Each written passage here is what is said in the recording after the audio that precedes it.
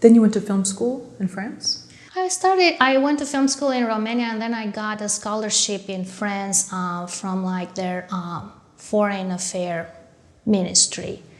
And basically you have to do some tests and I made a documentary, like a short in France, and then I came back and finished my studies in Romania, and then started working in Romania for various studios in production. So how was that from knowing there was a controlled message with cinema to then going to France, where was it a very open place and very permissive in terms of what was shown? Absolutely. Also in Romania after 1990, people started to be like, the culture changed so fast. People were really wild, almost pushing everything to an extreme. And what I found in France more interesting was the respect that I got, because still in Romania, people, they're so used to kind of have too much authority and tell you what to do too much all the time. And that happened in film school, that happened in society. While in France, for the first time in my life, I just almost felt like respect. I was respected. I was just a student, but I just felt respected and considered, and that was new to me. Isn't that a Joni Mitchell song, Free Man in Paris or something like that? Well, I was a free girl woman, in Paris. yeah. It's probably the first time I really was walking the streets and really feeling free and not judged. And it's one of those times that they're like very important in your life, and you really discover yourself, not to sound pretentious, but that really happens. And it's one of the best periods of my life, professionally and personally, absolutely. Then you came to the States early 2001? Mm-hmm. And so how was that in comparison to having those two different experiences, or actually three, Romania during communism, mm-hmm. Romania after communism, and then France, and then you come to what's supposedly so permissive here in the US? With filmmaking, how was that? Oh, wow. For me, I feel sometimes like I'm this old person, because I keep moving from one place to another, from different systems, and I'm like, God, how old I am? I'm not that old, No. It's just like I experienced a lot in a short time. And I honestly thought, because I've been doing a bit of traveling before coming here in Europe and everything, that I would adjust to US fast, and because of my experience in France, and that wasn't the case. It took me longer to adjust, and it was a lot of learning, a lot of catching up. Also, what's interesting sometimes about Europe versus US and all that is just how much people sometimes are scared here of nudity, of human body, of certain things that you want to show, but it's not about exploiting anything. It's just about showing things how they happen in life.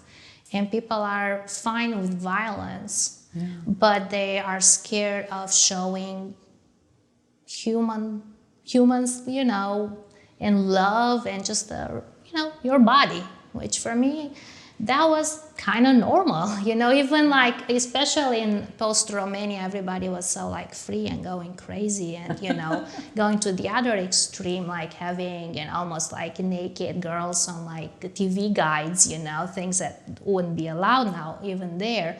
But I was like, oh, okay, this is kind of strange. I thought it's real freedom, but it's still a bit conservative in some ways. Here in the States, even Absolutely, at that time? Yeah. I thought it was a bit conservative with this aspect. And I was talking to other filmmakers and other people that they did admit that they thought that as well.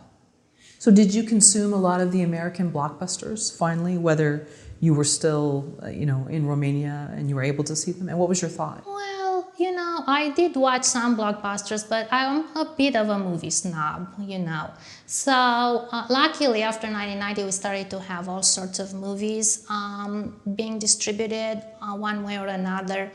And I had finally access to movies I never had.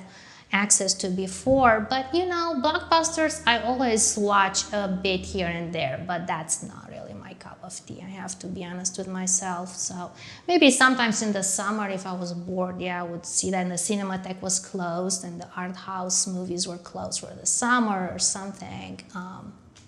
But I'm not that into blockbusters. So you went to film school in two places, and then you came here. What was your plan? Were you going to make your own films, or did you want to somehow at least just be on a set doing something, whether as a producer, director, or something? I didn't have a plan, because I know how it's gonna be. I never visited US before, so all I wanted was just to be able to work in the movie business, and I was trying to initially, because I didn't have a car, it was taking me longer to get a driver's license and all that. I was trying to work in an office, but somehow everything it happened, and every opportunity I got was either writing, which is great because I love writing and that's my major, or working on sets, which for me, I love. For me, that's like one of the best things about filmmaking, and I always learn and I always have fun, and so I was just happy to work, period, and I didn't have huge plans in terms of producing or something like that, no way. Do you have any advice for people that are coming from other countries that want to come into the film industry? And I know we're in different times now, and it's harder and people are under more scrutiny coming in here. But in terms of trying to find a job in the film industry, we have people on our YouTube channel that'll leave comments about coming over and they're not sure just how to approach things, even just sort of just assimilating to life here in LA. It's not easy, no matter what time period you come. I'm going to tell you right now that it's not easy, and you have to be patient and really try hard. I think, first of all, you should make sure your English is good. Has to happen, and also progress and talk to people and improve your English as much as possible, and apply. Like literally, I applied on jobs online and interviewed, and that's what happened. In the same time, people in the movie industry, they're very open. I don't think I had issues, maybe things I don't know behind the scenes, but I never had issues because I was from a different country. Because once you start working on sets, you meet people. There are people from Sweden or Ghana, or people came to me, or from Romania, or my mother is Italian. People have different interesting family histories here, and I think they're very open. As far as I'm concerned, I never had issues being from another country. But I mean, in terms of things to know when they come here, because it can be culture shock for people coming from San Francisco to LA. Absolutely. It's easier now with having access to internet. Like when I first moved here, we had a dial-up connection. So if my husband had to make a phone call, I couldn't do anything online. I would say it's totally a different culture. Look, and there are different times. It's easier now to get around, with different services, car companies, like you don't necessarily even have to have a driver's license to get around LA. I really had to learn the city and Thomas Guide. Absolutely, absolutely, and you get lost and you start crying and what am I gonna do? I've been there too. Yeah. But it's like I said, I think it's easier nowadays. You just have to try to make it. And if you make mistakes, well, just learn from that. You're going to make mistakes. You can't just be prepared 100%. As much as you look into things, and it's easier to look into things nowadays, you're still going to make mistakes. That's how LA is.